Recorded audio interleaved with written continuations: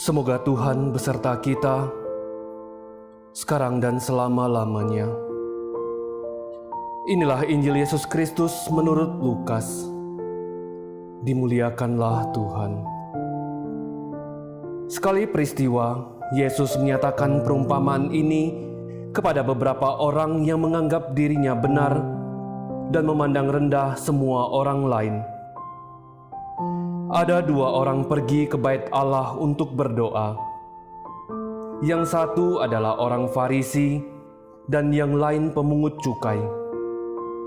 Orang Farisi itu berdiri dan berdoa dalam hatinya begini,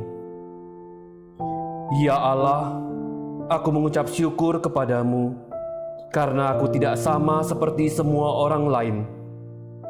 Aku bukan perampok, bukan orang lalim, bukan pezinah, dan bukan juga seperti pemungut cukai ini. Aku berpuasa 2 kali seminggu. Aku memberikan 1/10 dari segala penghasilanku." Tetapi pemungut cukai itu berdiri jauh-jauh, bahkan ia tidak berani menengadah ke langit, melainkan ia memukul diri dan berkata, "Ya Allah, kasihanilah aku orang berdosa ini." Aku berkata kepadamu, orang ini pulang ke rumahnya sebagai orang yang dibenarkan Allah, sedang orang lain itu tidak. Sebab barang siapa meninggikan diri akan direndahkan, dan barang siapa merendahkan diri akan ditinggikan. Demikianlah sabda Tuhan. Terpujilah Kristus.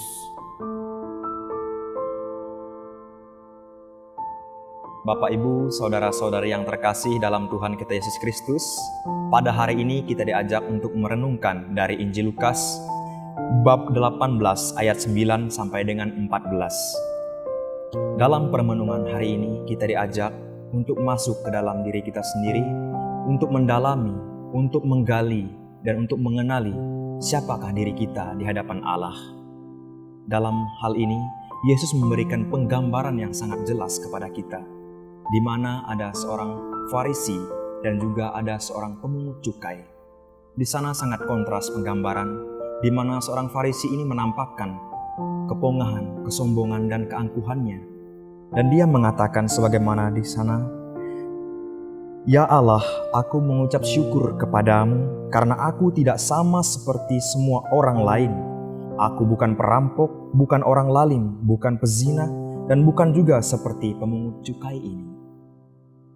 Dalam kehidupan, kita sering juga mengalami dan juga berada di posisi seperti ini, di mana dengan Injil hari ini kita diajak untuk menyadari kekurangan, kelemahan, bahkan kejatuhan kita.